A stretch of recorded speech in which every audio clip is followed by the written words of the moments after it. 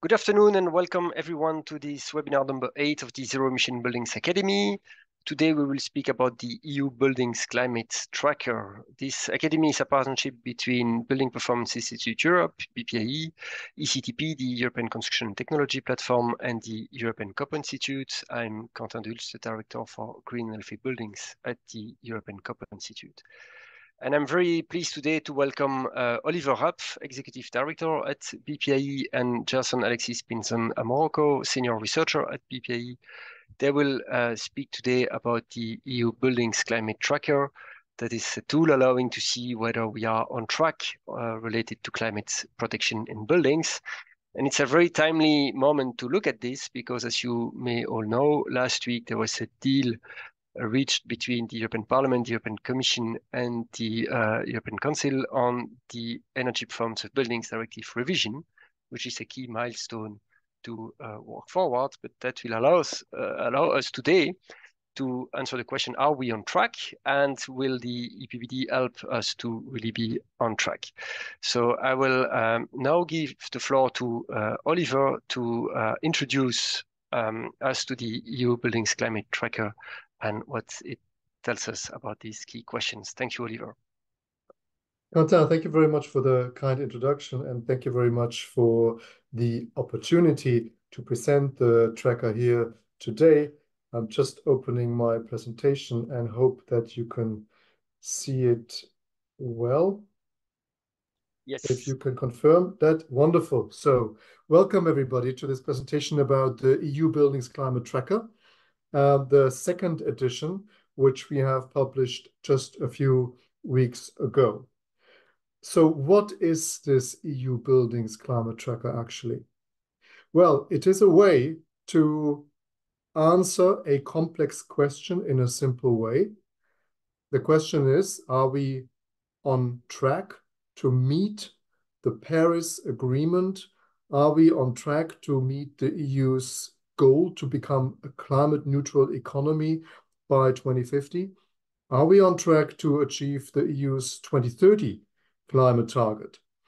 Now, trying to answer that is not necessarily easy because there are many factors who influence that answer. So what we have done is that we have developed this European Buildings Climate Tracker as an index, which is composed of a set of 5 indicators. It builds on a global tracker, which we at BPIE developed already in 2020 for the Global Alliance for Buildings and Construction. Every year since then, we've been co-writing this global status report.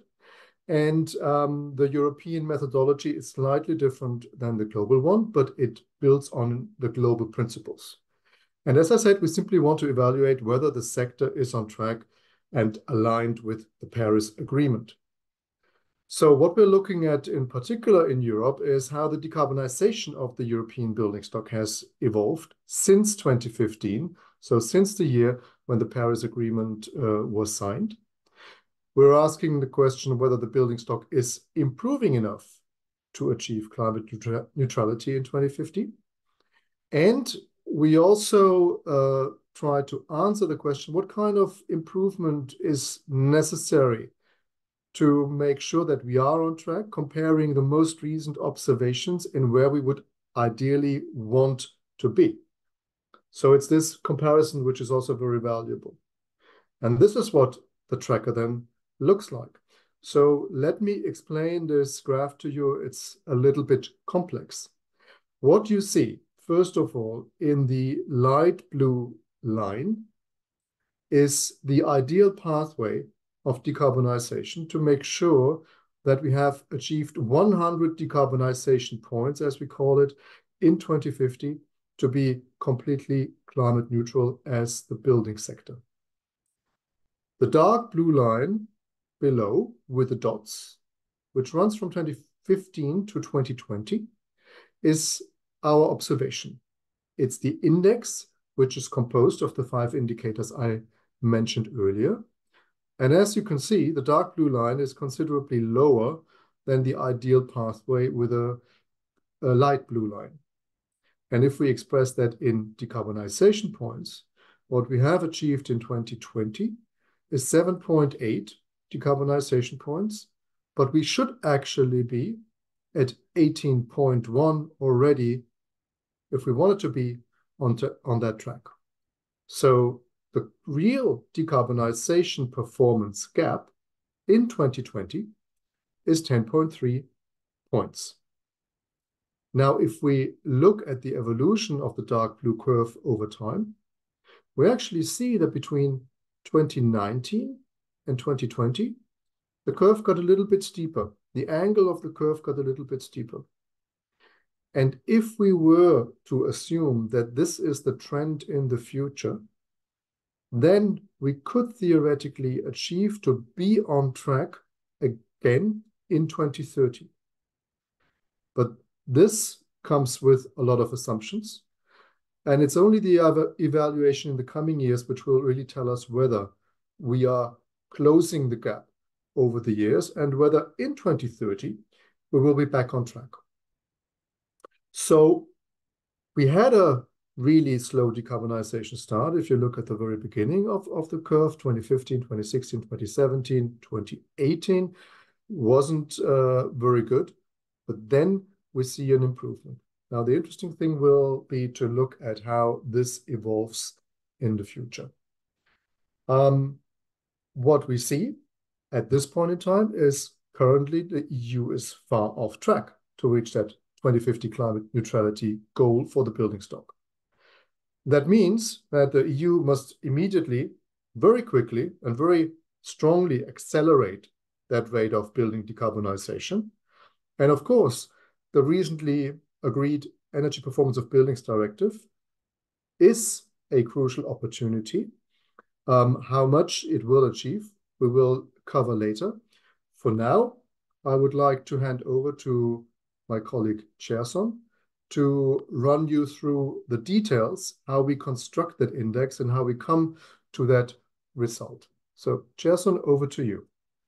Thank you, Oliver. Hello, everyone. And I think this comes timely to answer one of the questions that is already in the chat of which are the indicators that we're looking at.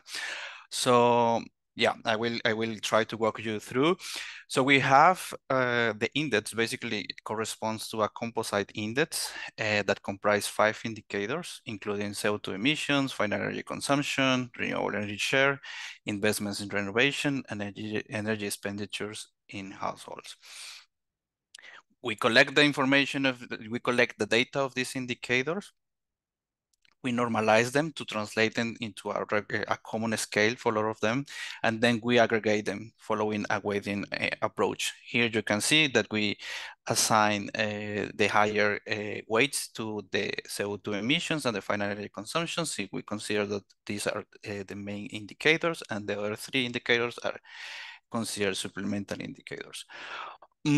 So after we apply the weights, we aggregate them, and we will find the final index. The next one, Oliver, please.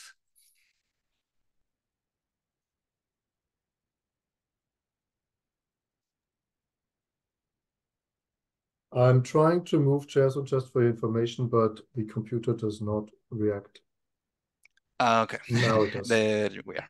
So going back to this figure that Oliver was presenting before, we see the gap. We see that there are 10 points between the observations and the reference path that we should be following towards climate neutrality.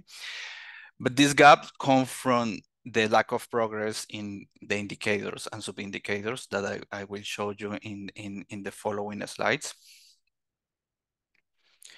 So before starting, I will go through each of the sub-indicators. I would like to make 2 remarks. Please consider that the calculations of the index were made till 2020, since not the data for all the indicators was available till 2021. But in the cases, like in this case, when the data was available for 2021, we are presenting it so everyone have the whole picture of the available data. But the remarks and so on are made for the 2021 year. So here we see the CO2 emissions from energy use in the residential sector. We see that from 2017, there was a reduction since 2017. Nevertheless, in 2020, this reduction was not as relevant as in the previous years. It's been slower than necessary. In 2020, we see that the CO2 emissions in the residential sector are 20% higher than the required value.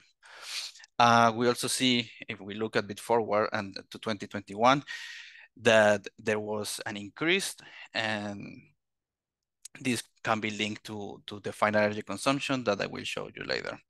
So if we move to the service sector, we will see a similar behavior.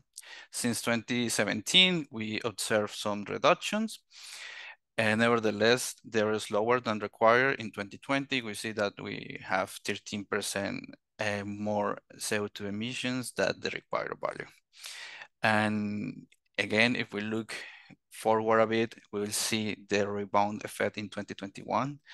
And this is a bit alarming because if we look at the CO2 emissions, they are reaching a point similar to the levels that we had in 2015.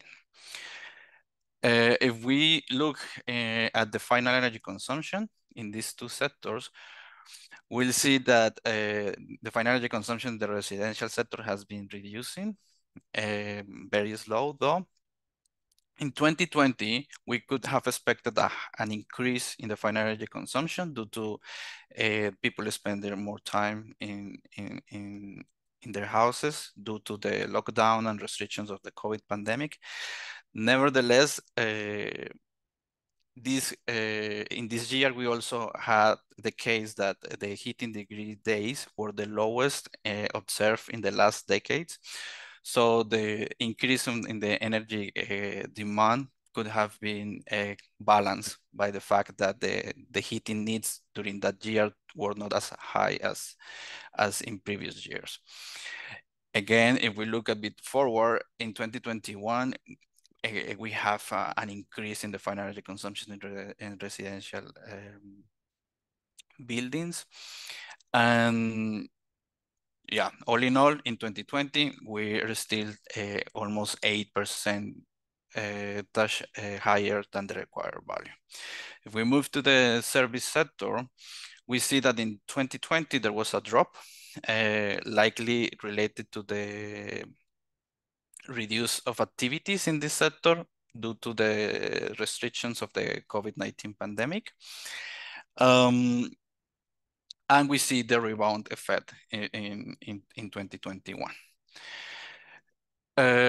If we move to the final, to the renewable energy for heating and cooling, we'll see that it's been increasing since 2015, but very slow. By 2020, we have 11 percentage points less than the required value. Here is very important to highlight that the energy produced from renewable sources for heating and cooling has been increasing in absolute values, but because the final energy consumption has been also increasing, the role of the share in delivering this energy is not as high as expected. If we look at the renewable energy share in gross electricity consumption, we see that it's been growing, getting closer to the reference path.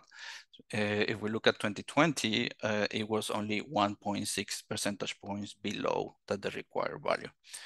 Nevertheless, here we also would like to highlight that in absolute values, the final renewable energy has been increasing, but since the demand has also been increasing, and this can be observed between 2020 and 2021, that the increase in the absolute values for both the renewable energy and all the sources was similar, and that's why it looks like it is stable. If we move to the investment in renovation, you see a constant growth. Nevertheless, it's important to consider that this is a cumulative indicator. That's why you see the growth. Nevertheless, by 2020, we see that the accumulated investments in renovation are more than 40% lower than the required value. Here is very important to consider that the investment that has not been made, they should be compensated because they are very relevant for the impact that they will have in the performance of the building stock in the future and other aspects as energy security and so on. So finally, if we look at the energy expenditures in households, we see that by 2020, actually this indicator was almost in line with the reference path. Here is very important to highlight that the observations are till 2020. I think we are aware that after that, the situation changed a bit and the energy prices has been increasing and the living costs have been increasing. So we expect once the data is available to see probably a negative trend for this indicator, and this will be probably observed in the future editions of the tracker when we have the data for this indicator. Next slide, please. So all in all, just to summarize, till here we showed you the values in absolute, the indicators in absolute values. As I said, we translate all those indicators to a common scale to be able to see what is the gap and what is the real progress. And here you see that the gap for the CO2 emissions and the final energy consumption in the residential and the service sector are very are widened, and especially in 2021, the situation doesn't look promising. If we look at the other four indicators, we'll see that, next slide, Oliver, please. We'll see here that the heating and the renewable share for heating and cooling is the one with the largest gap. So it's definitely an indicator we should look at. And the next slide, we'll see a quick summary of what is the situation of each of the indicators. If we look at the 5 main indicators, we'll see that 4 out of the 5 are out of track. So with that, I think I'll hand over to Oliver. Yes, Justin, thank you very much for the explanation of all the indicators we're using to construct and to build that index. And as we see here in this overview slide, really most of them are seriously off track or far off track. There are only 2 which we could consider almost on track. So the question is, of course, what can we do about this and what should the political answer be? Well, last week, on the 7th of December, the Energy Performance of Buildings Directive was finally approved in a compromise text, which has not been published yet. So everything I'm going to say now about this agreement is built on the official announcements of the European Commission in the press release they made and on a few conversations, but the text has not been made public, and I understand it will still take a while. So the next steps in this political process is the Council and the Parliament have to approve the agreement text. Then this final text will be published in the EU's official journal. We expect this to happen in the summer of 2024. After that, member states have 2 years to transpose the requirements of the text of the law into national law. This will take until 2026, and then it is foreseen that the Energy Performance of Buildings Directive will be reviewed again by the end of 2028.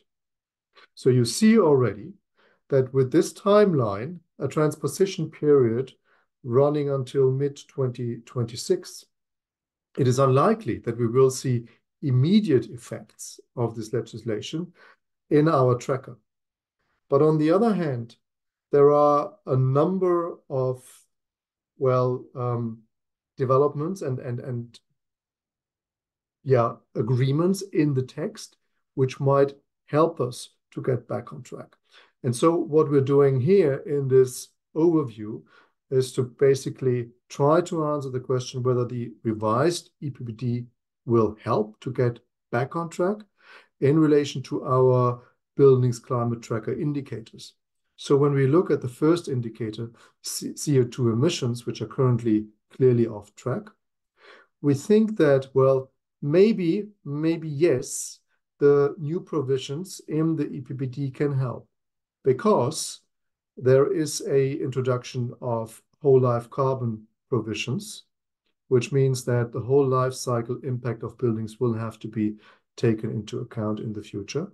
And we also see some good provisions to boost renovation and decarbonisation in principle through an enabling framework, for example, such as one-stop shops or improved energy performance certificates, which are better designed to create transparency and market guidance, and through the building renovation passports. So all these provisions can help to get CO2 emissions back on track. When we look at the second indicator, the final energy consumption in buildings, both for residential buildings and for non-residential buildings, well, we know that for non-residential buildings, there seems to be an agreement to introduce minimum energy performance standards. How ambitious these will really be, we have yet to see. We don't know. What it means for residential buildings at the moment is a lot unclearer, whether the agreement there will really help to drive the final energy consumption down. And when it comes to new buildings, there seems to be an agreement on a definition for zero emission buildings. But again, we have to wait for the final text to really do an evaluation how significantly this will decrease the final energy consumption. When it comes to renewable share for heating and cooling, well, we are not that convinced. There is no clear, strong fossil fuel ban at EU level in the short term to be expected. At least that's our understanding, also from the press release which was published. There is no phase out of fossil fuel boilers, or if there is one, it is quite late, probably only in 2040, which means that fossil fuel boilers, which would be put into a building in 2039, could easily run for another 20 years. That would be a normal lifetime expectancy. So we have to see what the final text will really say. On the positive side, there is clearly a push for solar energy through the solar rooftop mandate. Looking at the indicator about investments in renovation, which we also observe currently as being off track, our preliminary conclusion is, well, maybe the new requirements will help, but we don't know whether the ambition level is sufficient. And again, this relates to the minimum energy performance standards for non-residential buildings, to the so-called national trajectories for residential buildings. We have to see, again, the text, what it will look like. Our final indicator, the domestic energy expenditure, where we currently see that it's almost on track, knowing that we're talking about 2020 values and not about recent energy costs. What we see is that there seems to be more attention to vulnerable households which are in risk of being energy poor or not able to pay their heating bills. But again, here we need to see further analysis. So all we can say is, well, it is positive that an agreement was reached last week, but the devil is really in the detail, and we have to see and wait until we get the final text to really understand the implications. What is clear, of course, is that whatever is defined in the final text, it's the member states' responsibility to transpose these requirements into national law in a highly effective and really ambitious way, so that we can see a closing of the decarbonisation gap, and that we can then hopefully really be back on track in 2030. And with that, I would like to close my presentation and the presentation of my colleague Gerson, just to mention that we have an executive summary on the on our website.